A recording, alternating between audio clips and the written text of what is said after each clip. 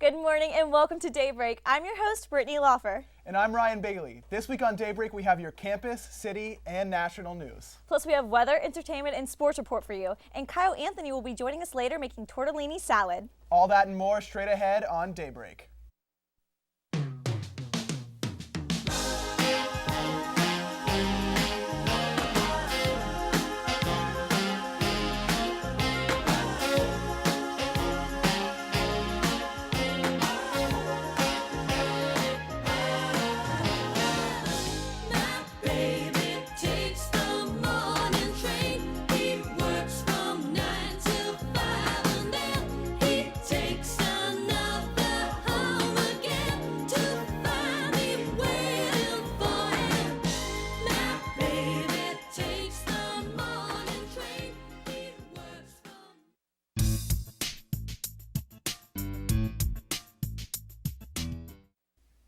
In campus news this week, university administration is introducing an 8-term plan to Point Park stakeholders in order to try and increase retention and graduation rates of students. President Paul Hennigan introduced the plan to faculty last month and will be bringing it to students later this semester. The plan has been called incredibly aggressive and will begin in the fall 2014 semester. University President Paul Hennigan spoke to the United Student Government to clarify the university's stance on the unionization of adjunct professors.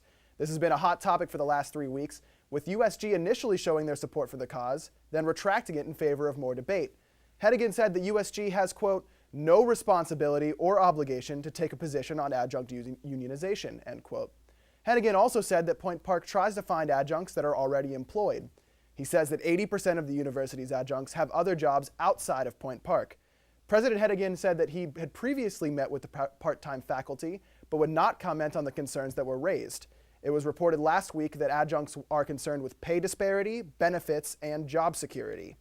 USG President Dylan Kunkel says that he is glad President Hennigan explained the university's position, adding, quote, it would be off base for us to assume we have an understanding of the correlation between unionization and better education, end quote. USG is expected to issue a press release to clarify its position on the matter soon. Point Park students have noticed some slight changes as they're walking around campus. Following winter break, students entering the Skywalk from Lawrence Hall over Academic found a new construction area on their way to classes.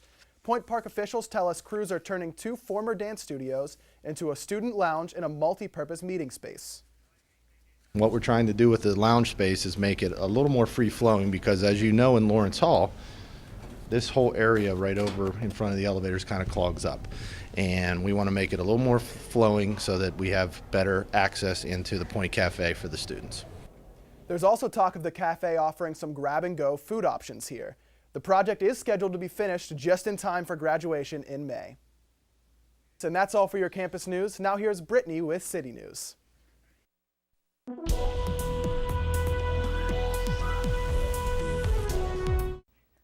Thanks, Ryan. And City News, the restaurant where the huge fire began in Market Square this week is getting in trouble for it. NOLA on the square will be cited after catching fire Monday morning. Flames spread to 2 neighboring businesses, Burgers Bagels and Perle Champagne Lounge. Investigators say an improperly installed wood-burning oven may have caused the fire. The Pittsburgh Tribune-Review says that oven is just one of a handful of reasons the restaurant will be cited. They say inspectors also found that a stovepipe may have been installed too close to the building's wood frame. The fire caused $1 million in damage. Authorities said a Pittsburgh man has been charged with a DUI after his SUV rolled over his 12-year-old daughter, killing her last Sunday night in Stanton Heights. Police said 53-year-old Richard Benton smelled of alcohol and slurred his words and refused a breath test following the accident that killed Shamara Harris. Investigators say that Harris's mother, Carla Harris, and brother were also in the vehicle when Benton dropped off the girl's friend after a movie. Authorities say that around 8 p.m. the girl got out of the car and went behind the vehicle to take some pictures when the vehicle rolled over her and dragged her about 50 feet before striking a tree. She was pronounced dead at the scene. A judge has sentenced former Pittsburgh Police Chief Nate Harper to 18 months in federal prison. Harper pleaded guilty to conspiracy and tax evasion charges. He must also repay more than $31,000. Mayor Bill Peduto says it's now time for the city to move forward. He issued a statement in which he said he wants the city to move forward and have a department that every citizen can look at with pride.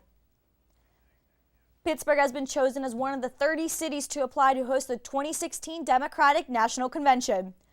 The party will be meeting to formally nominate a successor to President Barack Obama. Mayor Bill Peduto confirmed the statement, saying that they received a letter from the chair of the Democratic Party requesting Pittsburgh's interest in applying, and Pittsburgh said yes.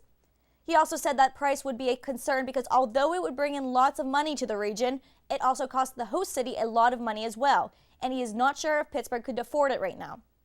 The 2012 Democratic National Convention was held in Charlotte, North Carolina.